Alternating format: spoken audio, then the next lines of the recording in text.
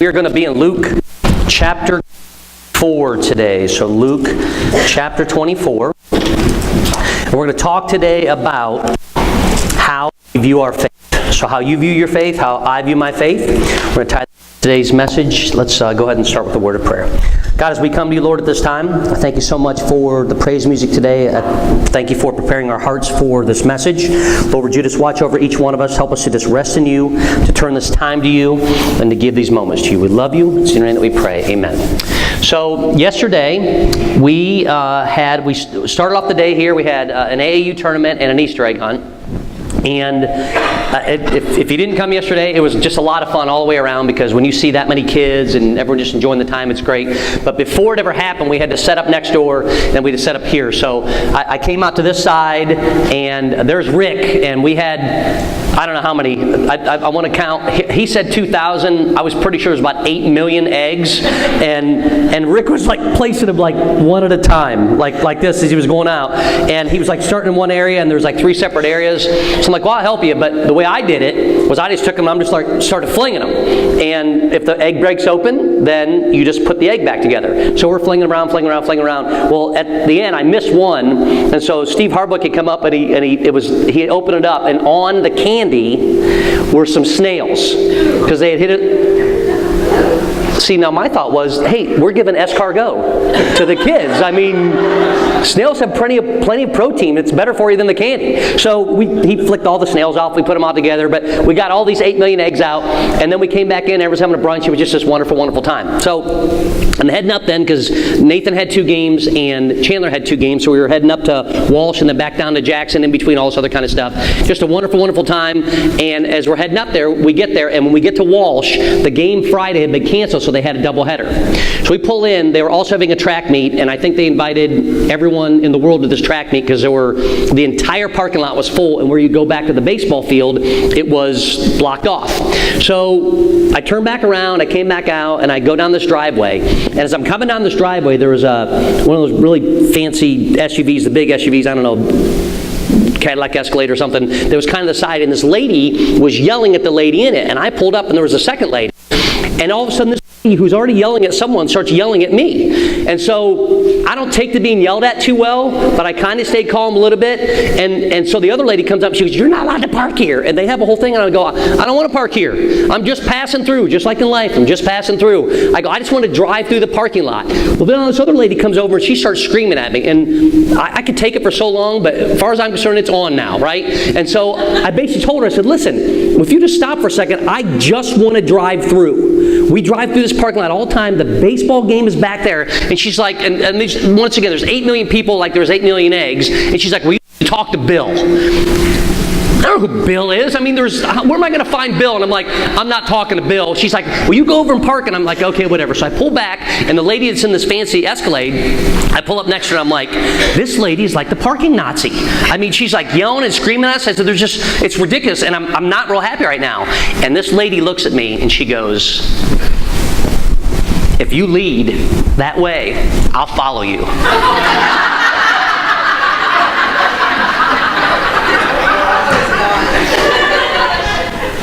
I thought like it was a sign from God. So I'm like, it's on. So I just went right past her, and I started driving. And as I started driving, I could feel my truck starting to sink. But in my mind, I've got a 4-wheel drive. So I stopped it halfway through the sinking, and I changed to 4-wheel drive. And as I did, because there was a low area and there was a high area, the lady that was following me pulled off and went to the high area, and she kind of waved to me. She was going by, and I know she was laughing, and I don't blame her. So now I get into a 4-wheel drive, and it's slowly starting to move, and the car is starting to drop. And it's going and going, and now I'm stuck. So I'm like, okay, well, I put it into 4 high, and I remember them saying if you're into something like that, you go into 4 low. So I naturally put it into 4 low. Now, let me stop here for a second. As I was going around this car and driving, I heard these words: "You are a donkey. from the parking Nazi. But she didn't call me a donkey. Okay, good. We're on the same page. So as we're driving through, and so I got down there. I'm like, listen, I've got to get through this no matter what. So I pop into 4 low, and I start moving a little closer, and I could see like the promised land in front of me. And then all of a sudden it was like, Moses, you're not going in. So I do everything I can. I'm going back and forth, and I'm gunning it. And I'm telling you what, it's amazing how much mud those trucks can just start flying. And as it's flying and flying, and the mud's flying everywhere, I'm watching. I'm like, oh my goodness, you got to be kidding me. I realize my sunroof is open. Because the reason I noticed, I'm like, why is there mud hitting my, and all of a sudden I look at it and I'm like, oh my goodness, it is everywhere. So finally realized I'm not going anywhere else, and I kind of stopped there for a moment, and I don't even know why. Like, well, I'll just shut the sunroof now that I'm done throwing mud everywhere. And then I could kind of, you can feel people looking at you. Everyone is looking at me. But there was this one guy, and I look at him and he goes, that means roll the window down for you kids. Rolling the window down now is this, but we used to have to like roll the window down like that. So roll it down, and he's standing like this, and he's like, you're stuck. I'm like, yeah, and I'm a donkey, so good talking to you. And he goes, so what you want to do is you want to rock it back and forth. And I go, well, how do I do that? He goes, just put it in reverse, just rock it. And then when you get enough momentum, you'd pop in a drive and you just go. Well, okay, well, this guy obviously knows what he's talking about because I've known him for 13 seconds so far. And so I start trying to rock it, and I pop in a drive and boom, and it just bottomed out even further. So I rolled it down and he goes, yeah, I plow. That's what I do. I plow like in the winter. And he goes, that usually works, but it doesn't seem to be working now. Have a good day. And he just turns. So what do I do? I got a baseball game to get to, so I get out of the truck and lock the doors, and I jump down, and once again, it's very wet, so my shoes have the little mesh netting, and I hit the ground, and I go right underneath. And all I'm thinking is, I really am a donkey. I'm getting everything that I deserve right now, all because of acting on impulse. Now, the other lady, she just drove right on past, going down there, so my truck is bottomed out. So now, when you're in a situation like this, you have to make a decision. And so I made a decision. I'm like, who is it that can help me out the most right now? So I text message my brother-in-law and my nephew. And I sent them the stuff, and I took a picture of the truck, and I sent it to them, and of course they sent back like, you're stuck. I'm like, yeah, that guy just told me I was stuck, so we're good to go. They're like, we think we can get you out. But before I have them, because they're helping my niece move, I'm like, I'll call AAA. So I called AAA, and the guy flat out told me, how far are you off of paved service? I'm like, about 80 to 90 feet. He's like, we can't help you. I'm like, why not? He's like, because the drivers will not, I'm just trying to help you for his public service now, but we will not drive off of paved areas. You have 50 feet, and then those 50 feet, you got to pull your truck out. So if you can't, you're stuck. So I'm like, this is not good. So then my brother-in-law and my nephew, I know they can help me because they can fix anything, and they're like MacGyver and all that kind of good stuff, which is great. But then I said, should I try to take it out more as it dries? Like, no, just wait. So we get through the whole first game. I walk back every once in a while to check on my truck. I'm walking by and I see this whole group of guys are like, man, you should have seen that guy when he did this. And they're like, well, what did he do when he realized it was stuck? They're like, he got out and locked it and went down to the baseball game. And I'm like, I can attest because it was me. And they're howling laughing because they know what an idiot I am. So the truck is staying there. Now, thankfully, we had a doubleheader. I had to walk to the next game. Nobody feels bad for me. Great. Okay, but the game was right across the road, so it wasn't that big of a deal, so I could constantly check on the truck, We get all the way done with the game. One of Nathan's teammates goes up to Nate and is like, oh, I can get him out. Not a problem. He had an old a car that used to be like an ambulance thing and a tow thing.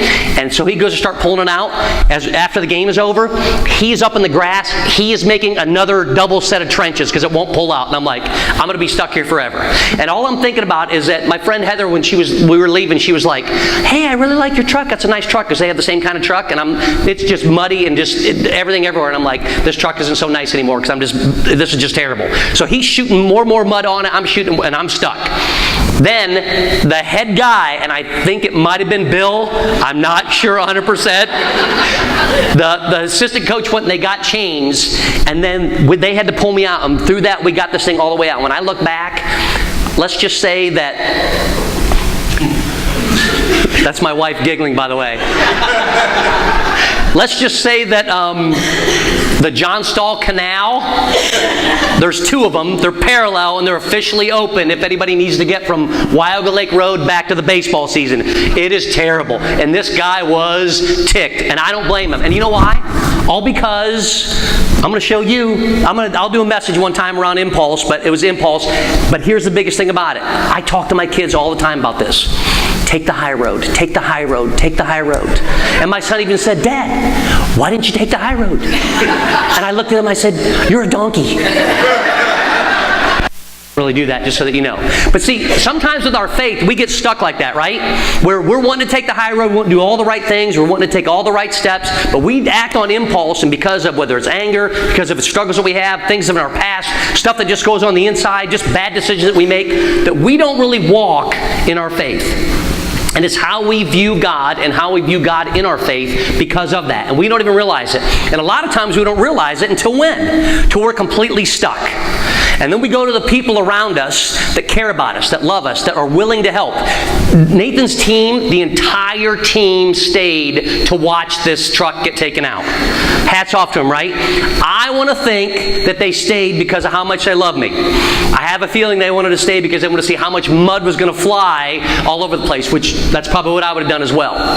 But when we get stuck at that time, it's who is around us at those moments that can help us through. And are people willing to do so? Listen, this can be in any area in our life.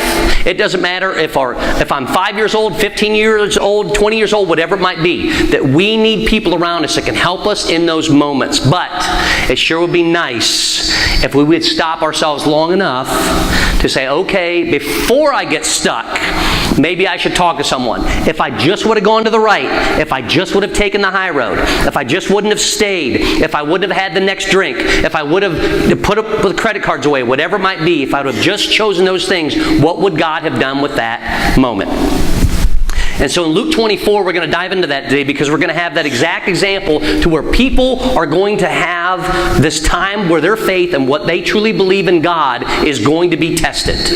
And they have to make a decision. And the reason I'm sharing this with you is because next week is Easter. And in the Easter season, people are most likely, it is the number one time of the year where people are going to ask this question, okay, God, what's going on here?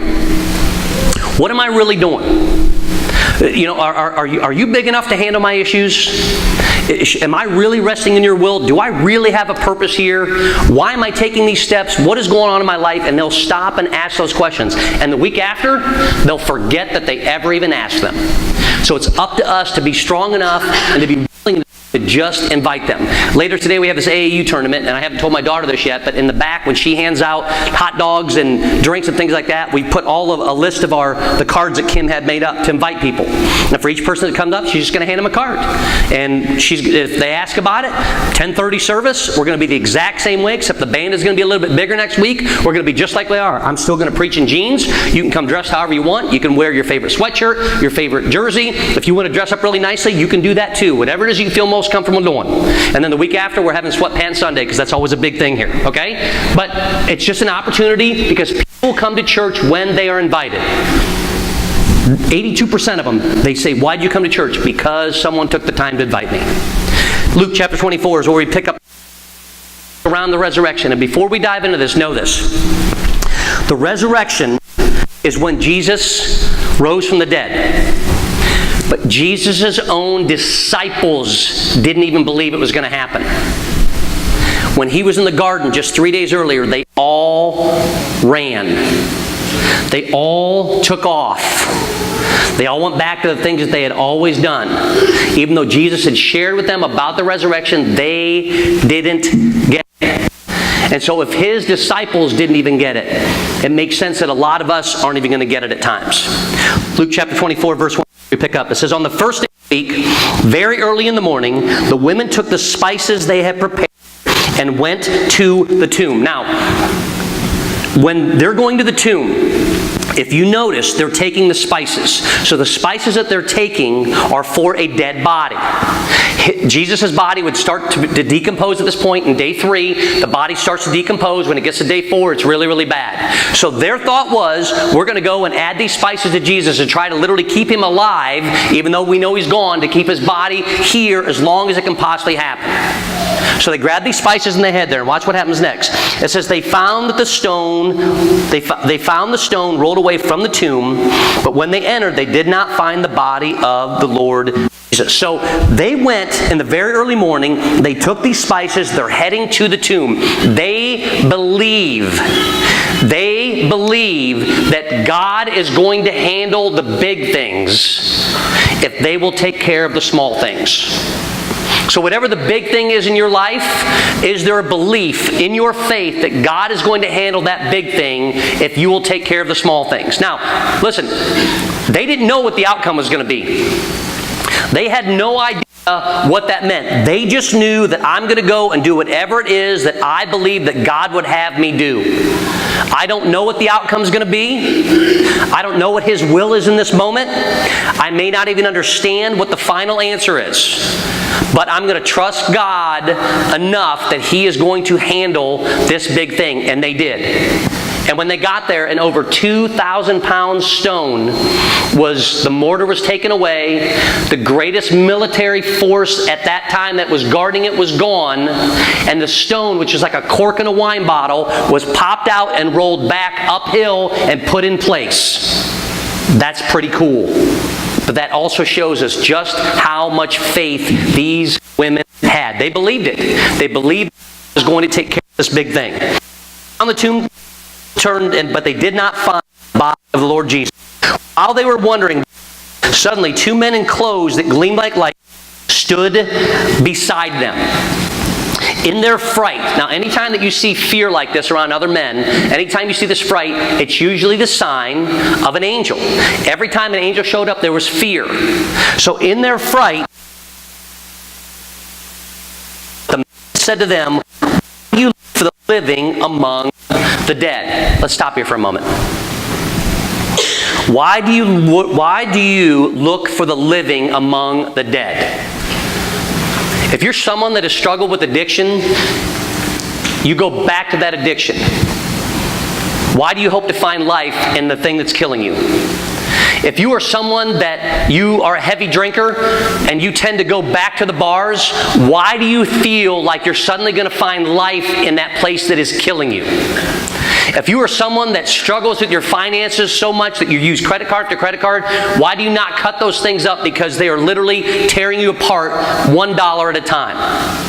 So whatever it is that might be within your life, why is it that we continue to go back to those very things? It's because we look for the living amongst the dead.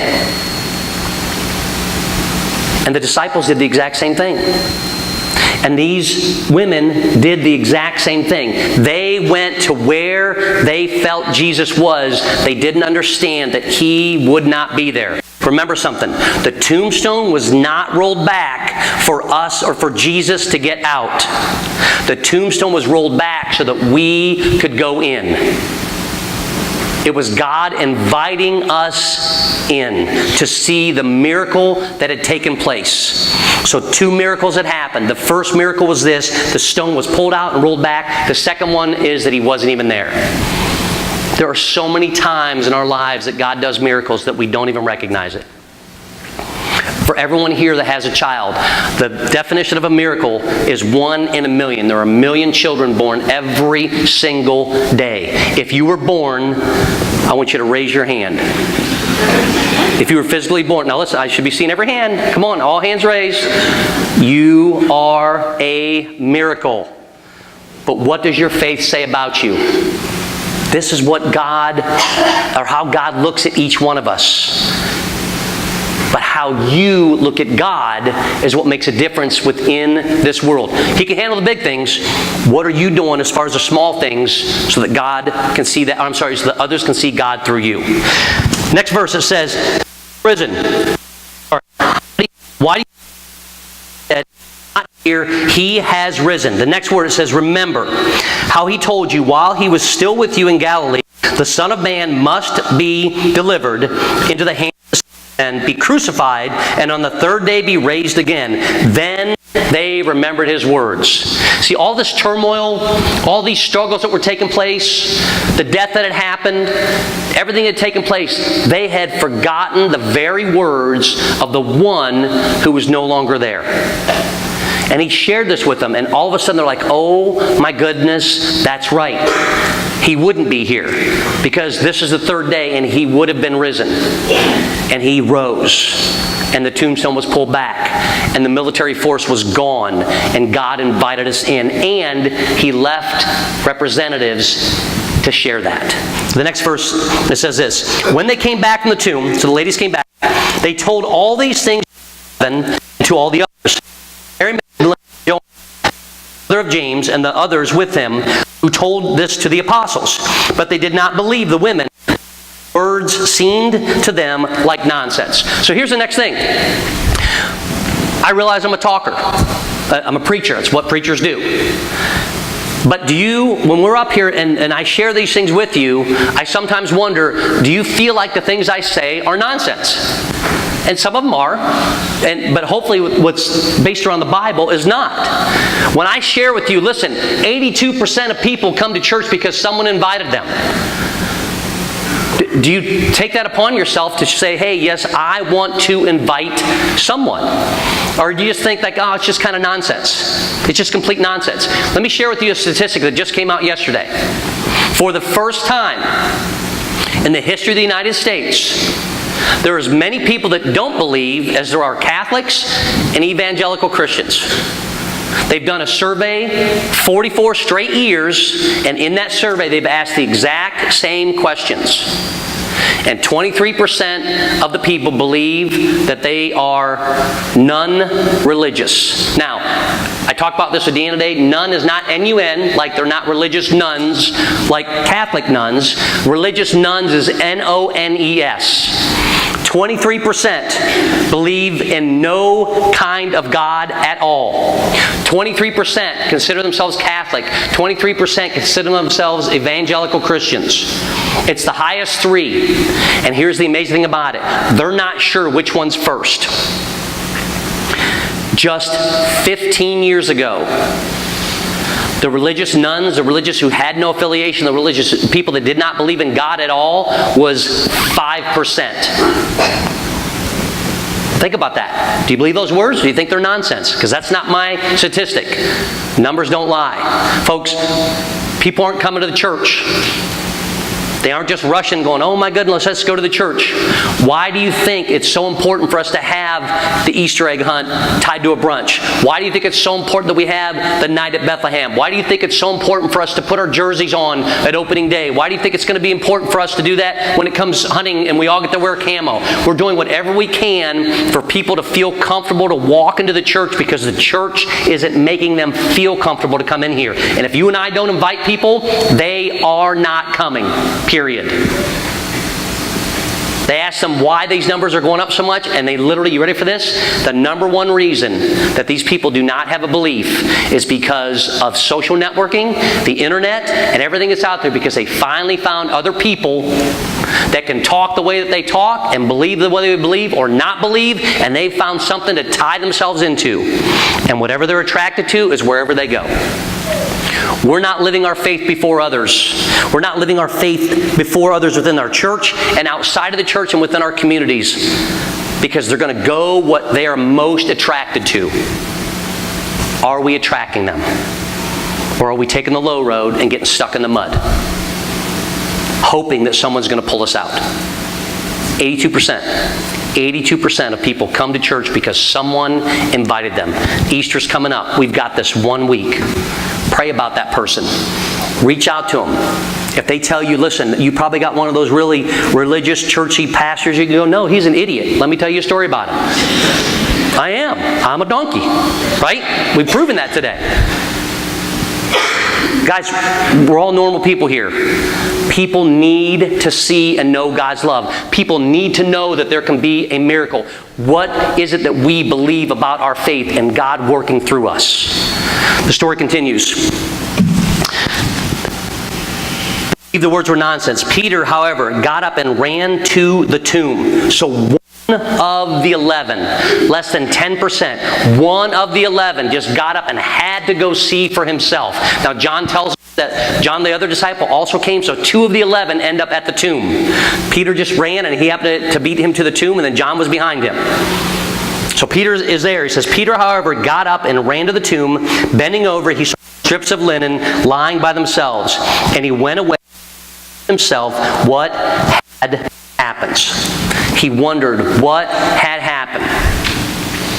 See, that's what happens so often, where we go to look for God and we don't see it, or we don't see Him, and we don't find Him, and so that He must not be there.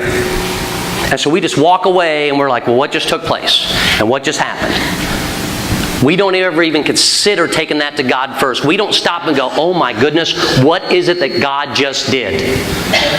Those people that showed up and cared for me, what is it that God just did? Those people that said they were going to pray for me and then they checked back in on me, what is it that God just did? Those people that showed up with a meal, those people that were kind, those people that took the time to smile, those people that threw Easter eggs all over the hill, that made breakfast food, that greeted me, that wore an Easter bunny outfit, that took pictures, that brought a dog, that put whatever it is. All those people, what is it that God is doing through them? Because that's what I want to be more like. The reflection of a God who loves me. But too often we just walk back and go, what the heck just happened? As opposed to, what is God doing? And those thoughts and those comments reflect on us directly as to what we believe and how we see God and how we live our faith or choose not to live our faith before others. Folks, every one of you, as I was going through that, there was someone you're saying, I've got to invite someone next week. But I'm stuck in the mud.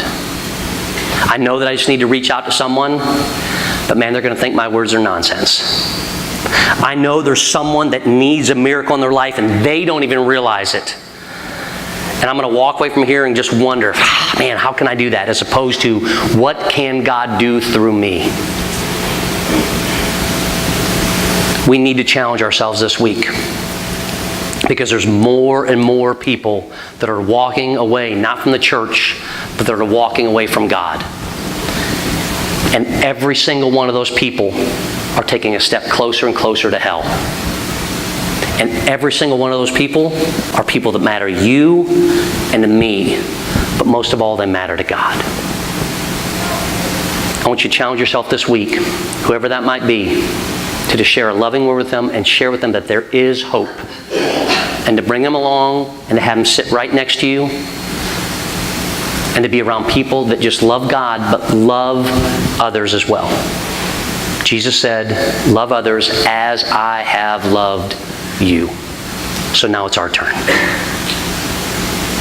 And the step that we take shows us what we believe about God and how we live our faith before others. Would you all bow your heads with me, please? Let's say a word of prayer. God, I come to you, Lord, at this time. I thank you so much for your word. Lord, I know it's difficult for people because we're dealing with people that are living among the dead. We're dealing with people that think these words are nonsense. We're dealing with people who struggle every day just wondering what the next step is. But God, that's us at times as well. Lord, help us to live our faith before others this week. Help us to be a light before others. Help us to be kind. Help us to be caring. Help us to be loving. But most of all, Lord, help us to take the time to reach out to someone who needs to know that there is hope and that your love can pour through them. God, we thank you for these moments. It's in your name that we pray. Amen. Would you all please stand?